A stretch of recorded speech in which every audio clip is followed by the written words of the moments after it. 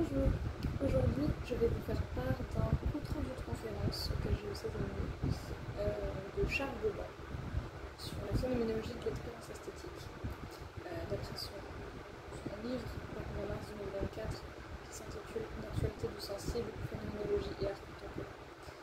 Compte-rendu critique donc. Parce que vous allez voir, si vous êtes intéressé par la philosophie de l'art et de l'esthétique, ça devrait vous intéresser. Donc dans ce livre, Charles Bobin souhaite remettre au goût du jour une phénoménologie de l'esthétique. Il veut répondre à 3 questions. De quelle façon parvenir à réattribuer la création artistique aux artistes, ou comment dépasser la thématisation de l'artiste en termes d'enthousiasme et de génie? Pourquoi des êtres humains deviennent-ils des artistes? Et que signifie créer? Charles Bobin part du postulat que la phénoménologie esthétique n'est pas une philosophie dépassée. Elle doit être révisée, mais il lui reconnaît une puissance théorique qui n'a pas été pleinement déployée. L'idée que la phénoménologie n'a rien à dire de l'art tel qu'il est devenu, c'est-à-dire conceptuel, est apparue à partir des années 1960 avec les happenings, performances, le pop art, l'arte povera. Les artistes conceptuels secondarisent du support sensible qui peut être seulement verbal, le fait de susciter un questionnement étant l'œuvre d'art véritable. L'expérience de l'art conceptuel ne serait donc pas une expérience esthétique, sensorielle, mais intellectuelle. Nathalie Anish écrit ainsi dans Le paradigme de l'art contemporain que les œuvres post-60 se signalent par le fait que, citation de Nathalie Anish, l'œuvre d'art ne réside plus dans l'objet proposé par l'artiste, soit parce qu'il n'y a plus d'objet autre qu'un simple contenant, une feuille de papier, les murs d'une galerie, ou un rebut destiné à finir à la poubelle, une feuille de papier déchirée, soit parce que l'objet n'a pas de valeur ni même d'existence. Ainsi, l'urinoir originel a été perdu, ce qui ne l'a pas empêché de devenir une icône de l'art contemporain, sans le récit dont il va être le point de départ. Le récit. Voilà le point commun de ces multiples façons d'étendre l'œuvre au-delà de l'objet.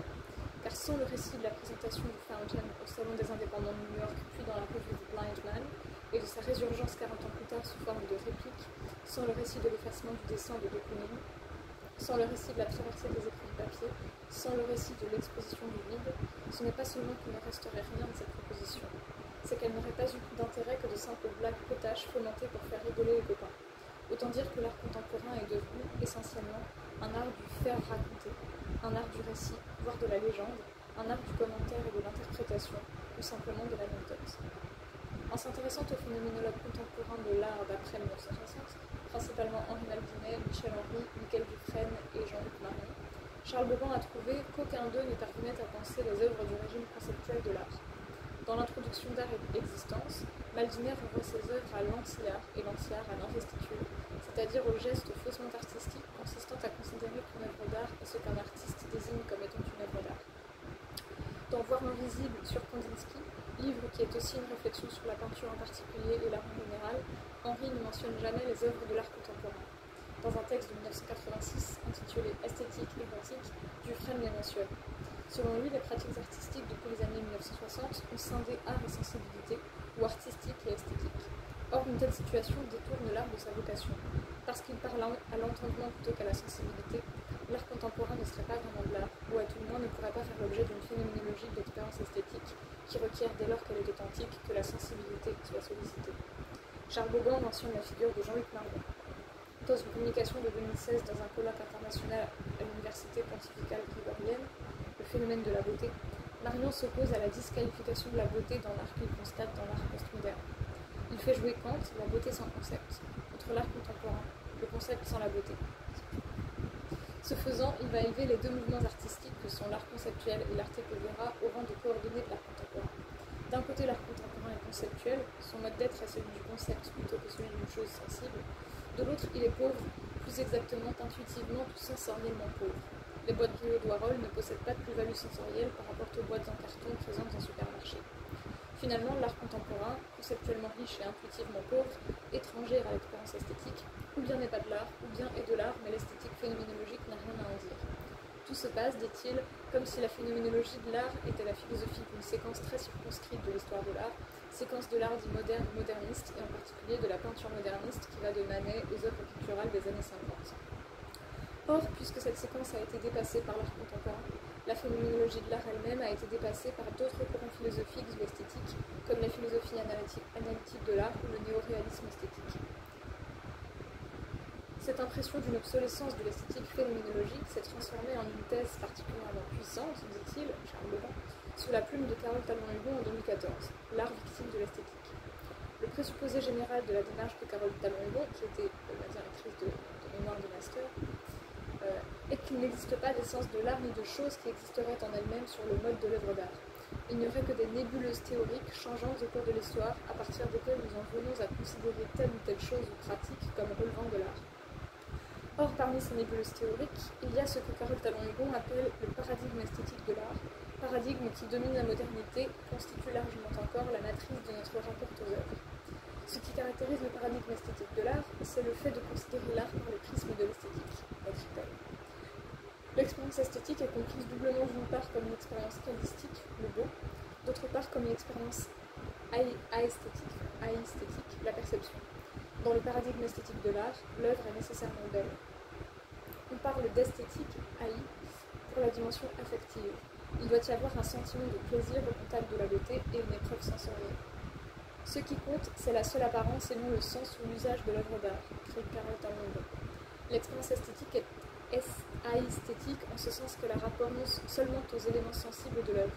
Couleurs, lignes, ombres, sons, rythmes et tous autres matériaux sensibles directement reçus par les sens, indépendamment de ce qu'ils expriment ou représentent, écrit encore Carole Talon-Hugon. En d'autres termes, l'expérience esthétique est relation à la forme indépendamment du contenu, de la signification ou de l'utilité. Au chapitre 4, l'expérience artistique comme expérience esthétique, Carole Talon-Hugon renvoie le paradigme esthétique de l'art à la phénoménologie de l'art. L'esthétique phénoménologique serait donc une philosophie formaliste. Là, elle formule des critiques indistinctement à l'égard du paradigme esthétique de l'art et de l'esthétique phénoménologique. Charles Bobin en retient 5. 1. Le paradigme esthétique de l'art et la phénoménologie de l'art ne valent pas pour l'art prémoderniste. Citation.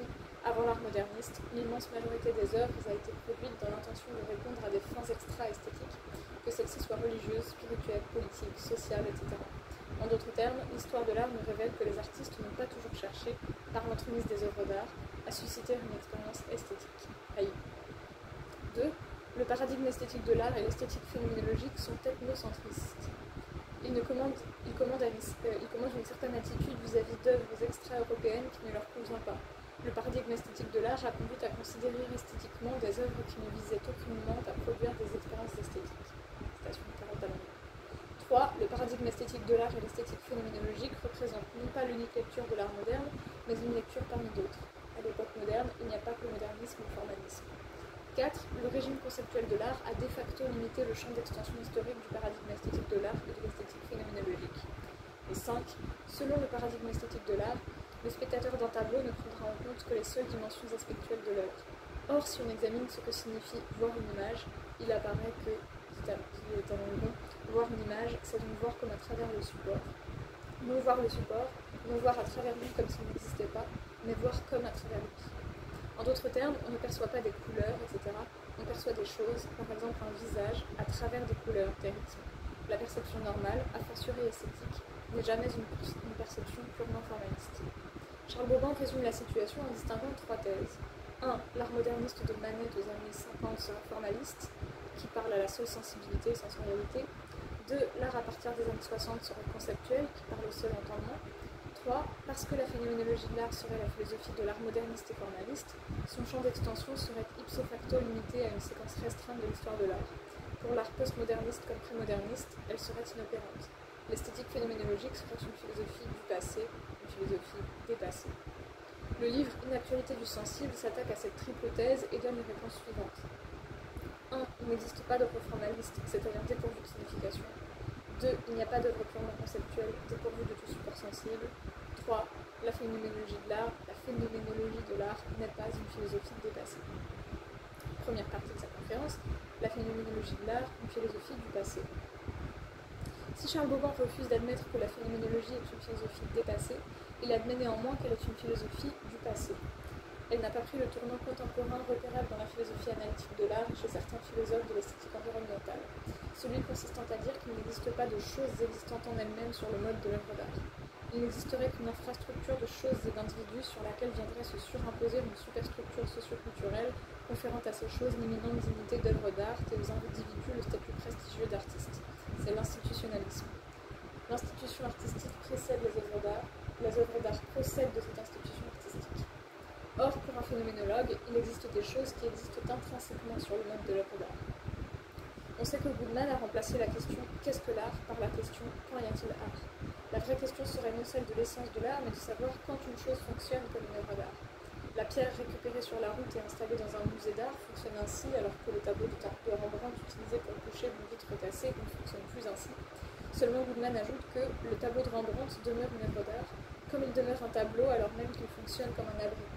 Et la pierre de la route ne peut pas, au sens strict, devenir de l'art en fonctionnant comme art. Goodman a donc seulement déplacé le problème sans le dépasser. Une fois qu'on a reconnu qu'une chose non artistique pouvait fonctionner comme une œuvre d'art, il reste à savoir pourquoi une œuvre d'art qui peut ne pas fonctionner comme telle en est quand même une. Goodman semble admettre qu'il existe des choses qui existent intrinsèquement comme œuvres d'art, en réalité, indépendamment de leur contexte ou de leur fonctionnement. Charles Bauban répond ainsi dans son livre. Une chose est une œuvre d'art, d'une part lorsqu'elle signifie et atmosphérise, devient une chose sensible, et d'autre part lorsqu'elle est créée par un artiste. En soutenant cela, il répond à la question de savoir s'il peut exister des œuvres formalistes et des œuvres conceptuelles. Il semble apparemment, comme il le dit lui-même, déplacer la difficulté. Si une œuvre ne l'est pas en raison d'un contexte ou d'une institution préalable, et si elle est une chose sensible créée par un artiste, l'artiste n'est-il pas un artiste à son tour en raison d'un contexte ou d'une institution préalable? Dans l'art et le monde, une esthétique phénoménologique, il défend l'idée que l'art n'est pas une simple profession à laquelle on se destine de façon contingente, ni une vocation à laquelle un dieu vouerait les individus. C'est un mode d'être. On est artiste pour des raisons métaphysiques déterminées. Il s'appuie sur la cosmologie philosophique développée par Bruno Barbaras dans son livre de 2013, Dynamique de la manifestation. Pour comprendre ce qu'est une œuvre, il faudrait régresser de l'œuvre à l'être qui lui donne naissance et régresser de l'artiste au monde dont il procède. Bruno Barbaras ressaisit le surgissement des êtres humains dans le monde comme résultant d'une séparation d'avec le monde, du monde entendu comme puissance qui produit des étangs. Cette séparation est séparation du monde avec lui-même, avec une partie de sa puissance. La perte de puissance a pour envers l'apparition des étangs subjectifs des êtres vivants. Une citation de Charles Bauban. Donc Charles Bauban avance à partir de là que les êtres humains sont plus ou moins séparés du monde. Les artistes en seraient plus séparés, ce qui signifie qu'ils sont moins puissants, soit plus désirants que les autres, aspirent davantage à quelque chose comme une pleine perception du monde, ce qui prend chez les artistes la forme de la création d'œuvres d'art. Créer, c'est chercher à rendre perceptible un imperceptible. Pour Charles Bauban, c'est parce que l'artiste est moins en communication immédiate avec les choses et avec lui-même qu'il a besoin de la médiation des œuvres d'art pour accéder à cette pleine perception du monde. Cela paraît s'opposer à Bergson, mais en réalité, ce dernier ne dit pas autre chose dans le rire. Si nos sens et notre conscience pouvaient entrer en communication immédiate avec les choses et avec nous-mêmes, je crois bien que l'art serait inutile, ou plutôt que nous serions tous artistes, car notre âme vibrerait alors continuellement à l'unisson de la nature. Si l'art serait inutile, c'est précisément parce que si nous n'étions pas séparés du monde, mais en communication directe avec lui, nous n'aurions pas besoin de cette médiation. Ou bien nous serions tous artistes, si être artiste est accéder à cette pleine perception du monde, la médiation important peu. Elle ne serait plus utile, puisque son utilité étant vraisemblablement chez Bergson la communication aux autres, si nous étions tous artistes, il n'y aurait plus besoin de communiquer cette perception particulièrement sensible. La différence avec Charles Bauban est sûrement là. Lui définit l'artiste essentiellement par cette nécessité de recourir à cette médiation sensible. Bergson encore, mais de loin en loin, par distraction, la nature suscite des âmes plus détachées de la vie. Je parle d'un détachement naturel, inné à la structure du sens ou de la conscience, et qui se manifeste tout de suite par une manière virginale, en quelque sorte, de voir, d'entendre ou de penser. Si ce détachement était complet, si l'âme n'adhérait plus à l'action par aucune de ses perceptions, elle serait l'âme d'un artiste comme le monde n'en a point vu encore. Elle excellerait dans tous les arts à la fois, ou plutôt elle les fondrait tous en un seul. Elle apercevrait toutes choses dans leur pureté originelle, aussi bien les formes, les couleurs et les sons du monde matériel que les plus subtils mouvements de la vie intérieure. Mais c'est trop demander à la nature. Pour ceux même d'entre nous qu'elle a fait artiste, c'est accidentellement et d'un seul côté qu'elle a soulevé le voile. C'est dans une direction seulement qu'elle a oublié d'attacher la perception au besoin. Ce qui fait qu'il y a des chanteurs, des peintres et des sculpteurs. Charles Bauban et Bergson entendent-ils la même chose par respectivement séparés du monde et détachés de la vie? Séparés du monde pour Charles Bauban et détachés de la vie pour Bergson. Si oui, alors il semble plus proche que le premier ne le pense. Mais si séparer du monde ne signifie pas détacher de la perception utilitariste liée aux besoins pratiques par l'action quotidienne, alors en effet il s'oppose. Pour Charles Bauban, l'artiste est celui qui a besoin de passer par la création des œuvres pour se rapprocher du monde, tandis que pour Bergson, l'artiste est celui qui, parce qu'il entre naturellement en communication immédiate avec le monde, traduit pour les autres cette sensibilité particulière dans des œuvres. Dans tous les cas, les deux considèrent que c'est une séparation, un détachement qui rend nécessaire la création artistique. Mais alors que Bergson appelle artiste avant tout quelqu'un qui arrive à cette plénitude de la perception, Charles Bauban appelle avant tout artiste celui qui, à cause d'un mode d'être particulier, crée effectivement des œuvres. Une œuvre l'est intrinsèquement parce qu'elle est le fait d'un artiste qui existe intrinsèquement sur le mode de l'artiste, dit-il. Deuxième partie, au cœur du livre, une actualité plus sensible. Charles Bauban conteste le récit selon lequel, à un art formaliste ne parlant qu'à la sensorialité, aurait succédé un art conceptuel ne parlant qu'à l'entendement. L'intuition de départ est qu'aucune œuvre ne parle qu'à la sensorialité ou l'entendement. Une œuvre d'art sensible mais insignifiante et une œuvre d'art signifiante mais non sensible équivalent à des carréments, dit-il. Pour passer de l'intuition à la thèse, il lui a fallu développer une réflexion autour de l'expérience sensible. C'est parce qu'on la connaît mal qu'on est conduit au récit formaliste ou conceptualiste, selon lui. L'expérience sensible est l'expérience du sensible d'une part, par la sensibilité d'autre part. Ce que Charles Bauban entend par sensible, ce sont les qualités sensibles, couleurs, formes, etc. Or, il défend qu'à moins d'être dans l'objectification, ce que je vois de la personne, par exemple, est autre chose que son corps, que sa forme et ses couleurs. Les sensibles ne sont pas sentis pour eux-mêmes. Ils ne cessent de s'effacer, ils se donnent en disparaissant. Comme la Phusis pour Héraclite, le sensible aime à se cacher, dit-il.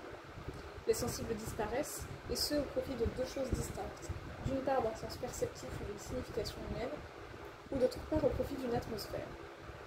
Affirmant cela, il rejoint la 5e critique de Carole Talon-Gon. On perçoit des choses à travers les sensibles, jamais les sensibles pour eux-mêmes. Charles Bauban prend l'exemple de la langue. On entend directement le sens, pas les sons, quand on entend parler notre langue. Merleau-Ponty écrivait « Les mots glissent vers leur signification ». Une chose sensible, qu'il s'agisse d'un objet matériel ou d'un spectacle, une performance, est toujours une chose flanquée de qualités sensibles qui se dépassent au profit d'un sens perceptif ou d'une signification humaine. Ce dépassement du sensible vers le sens admet des degrés. Alors que dans la communication langagière, le mot s'efface complètement au profit de sa signification, dans le spectacle d'un tableau, les couleurs et les formes ne s'effacent pas complètement au profit de leur sens, dit Charles Bauban. Mais leur sens est-il autre chose que ces couleurs et ces formes ? Si les mots s'effacent au profit de leur signification, c'est peut-être car ils expriment autre chose qu'eux-mêmes, autre chose que leur simple chair verbale qui n'est que le signifiant du signifié. Santiago Espinosa, par exemple, défend dans une expression musicale l'idée que la musique, en tout cas, peut-être très différente pour les autres arts, n'exprime pas autre chose qu'elle-même. Cela ne signifie pas qu'elle n'implique que la sensorialité et pas l'entendement, mais qu'on ne peut décrire avec un autre médium, en l'occurrence celui des mots, ce qu'elle exprime. C'est la raison pour laquelle aucun discours ne pourra remplacer son écoute, comme aucun discours n'est censé pouvoir remplacer avantageusement la fréquentation d'une œuvre d'art. Citation, on pourrait dire qu'alors que le mouvement du mot vers sa signification langagière est un mouvement accompli, qui a atteint son but, le mouvement des couleurs et des formes d'un tableau vers leur signification est un mouvement immobilisé, un tendre vers qui n'a jamais fini de tendre vers, et c'est ce qui fait qu'alors que la communication langagière est univoque, la signification d'une œuvre d'art est plurivoque, ouverte à une pluralité interprétative, dit Charles Bauban. Et c'est sûr. Les mots ayant eux-mêmes plusieurs sens, qui peuvent jouer dans le choix qu'on fait d'eux sans même s'en rendre compte, ayant des connotations aussi bien que des dénotations, les humains employant souvent des mots et des phrases pour dire autre chose, bref, la communication comprenant bien souvent une grande part d'implicite, l'univocité de sens n'est pas garantie. Cela dit, c'est peut-être en effet seulement la forme littéraire du langage qui n'aura jamais fini de tendre vers et que l'on peut soumettre infiniment à l'interprétation. Lorsqu'on tente l'expérience d'interprétation infinie avec le langage commun, on aboutit plus sûrement à des délires langagiers. Pour Charles Bauban, les œuvres conceptuelles seraient mieux comprises à partir de là. Il emprunte le terme de puissance plasmique, capacité des sensibles à se dépasser au profit d'un sens perceptif ou d'une signification humaine, à l'artiste Ernest Newman.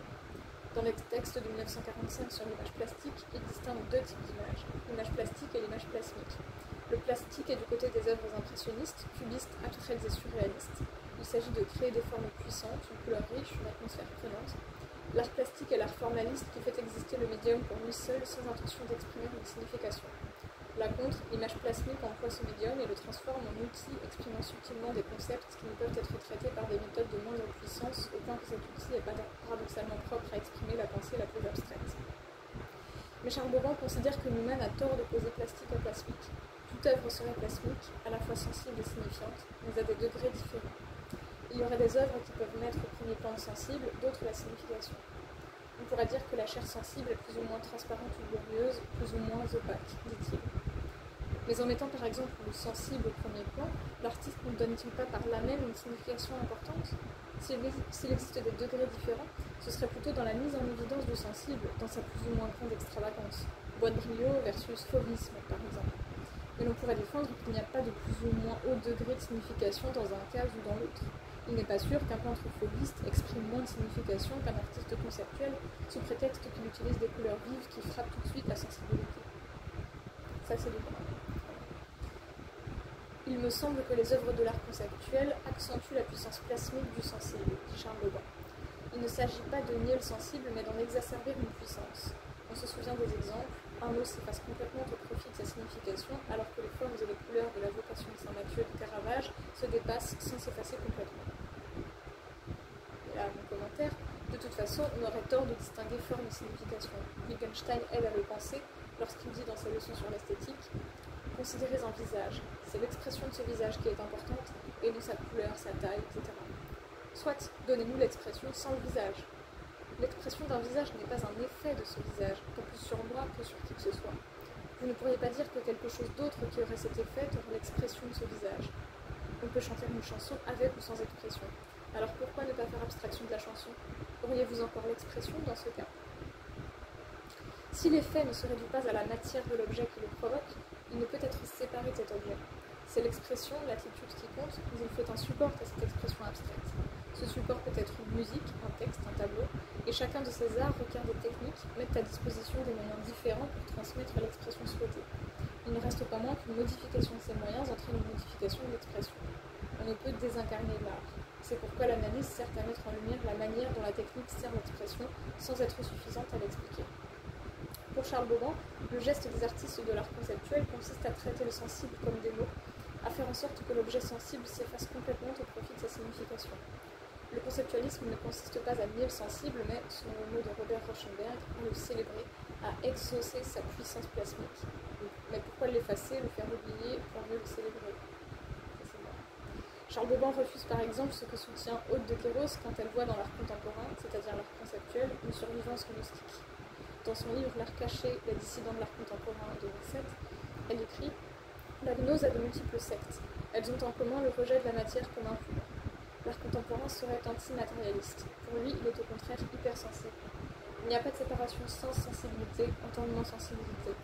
Être sensible, c'est l'être à un sens perceptif ou à une signification humaine. Entendre, intelliger, se fait toujours à partir du sensible. La seconde puissance du sensible est la puissance atmosphérique. Mais, dit Charles Bobin, supposons qu'un artiste cherche à forclore la signification, à produire un tableau qui ne soit qu'une surface plane recouverte de couleurs en un certain ordre assemblé, en guise de nu. Admettons l'existence d'un degré zéro du plasmique. Selon Bataille, c'est le geste de Manet. Le texte du tableau, sa signification, se voit relégué au rang de prétexte pour peindre des formes dépourvues de signification et agréables à voir. On peut douter qu'un tableau soit jamais prétextuel ou dépourvu de signification, en effet. Mais même en l'admettant, le public n'a jamais affaire à une surface plane, couverte de couleurs en un certain ordre rassemblé. Les formes et couleurs continuent de se dépasser, de s'effacer au profit d'une atmosphère. Quelque chose se dégage d'une chose sensible et émane d'elle comme une aura. Charles Bobin distingue alors atmosphère et ambiance. L'atmosphère est ce qui se dégage d'une chose sensible, l'ambiance est une atmosphère tellement déployée qu'elle en vient à caractériser l'aura particulière d'un lieu. Par exemple, l'ambiance de la ville de Paris procède de l'atmosphère qui émane des habitants, des bâtiments. En exemple d'atmosphère artistique, il donne Sophie Calle et son exposition À toi de faire ma mignonne, exposée en 2018 au musée Picasso à Paris. L'œuvre en question appartient à la série Parce que. L'artiste présente des photos encadrées recouvertes chacune d'un rideau sur lequel sont brodées les raisons d'être des photos. Le visiteur devait soulever le rideau et lire avant de voir la photo. Sur un des rideaux était écrit « Parce que sa simplicité, parce que sa solitude, parce que son dénuement, parce que sa rudesse, parce que ce hiatus entre ce que ça annonce et ce que ça raconte, parce que sa dignité, parce que son infinie tristesse au premier regard. » Sous le rideau, la photographie d'une salle de fête rien moins que festive, ce qui provoque le rire. À la faveur de ce dispositif de couvert-découvert, Sophie Calle parvient à susciter une atmosphère facétieuse dégagée au-delà de la photo. Au-delà de la photo seule, sans doute, ça c'est bon. Mais on ne peut détacher cette atmosphère de la photo recouverte par le rideau, qui lui est immanente et non transcendante, du moins c'est ce que nous défendrions. Ne pas voir cette atmosphère comme un dépassement de la simple photographie et du simple rideau, mais comme partie intégrante de la photographie recouverte du rideau elle-même en tant qu'elle est telle œuvre d'art, et non telle autre, sachant que le terme de partie est trompeur, car il ne s'agit pas d'un composant, d'une caractéristique parmi d'autres de la photo recouverte. C'est l'œuvre, voilà tout. La photo est en effet le support de quelque chose qui la dépasse, un élément qui, détaché du reste, n'est plus l'œuvre de Sophicles et ne possède donc pas cette dimension facétieuse. Puisque l'œuvre est plus qu'une photographie, la photographie n'est qu'un élément de l'œuvre, comme telle couleur utilisée dans un tableau n'est qu'un élément du tableau. Mais si l'on prend le tableau dans son ensemble, ou la photographie recouverte par le rideau, on ne peut pas dire que celui-là ou celle-ci ne sont que les supports de telle atmosphère, parce que cette atmosphère particulière n'existe pas sans eux, elle n'est pas un de leurs effets qui pourrait être produit par autre chose, pour reprendre Wittgenstein. Elle est eux. Charles Bauban évoque les autres thèses de son ouvrage. 1. À mesure que la puissance plasmique s'exacerbe, la puissance atmosphérique s'émousse. Ainsi, les œuvres de l'art conceptuel qui exacerbent la signification tendent à confiner aux mêmes atmosphères intellectualistes et ironiques. Commentaire. Alors, exacerber la signification produit des œuvres qui se ressemblent par l'atmosphère et qui se distinguent peu par leur plasticité puisqu'elles ne mettent pas l'accent dessus. D'où sans doute le sentiment qu'Arcadie du Duchamp, par exemple, n'a pas forcément d'identité propre en rapport à un autre. Ses œuvres sont remplaçables, comme le soulignait Nathalie Amiche lorsqu'elle rappelait que la perte de l'urinoir original n'avait posé aucun problème.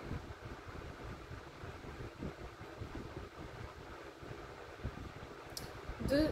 Et solidairement, plus la puissance atmosphérique s'intensifie, plus la puissance plasmique s'étiole. Certaines œuvres tendent à déstabiliser le sens. Par exemple, la poésie retrouve la puissance atmosphérique des mots. Elle cesse de réduire les mots à leur puissance plasmique.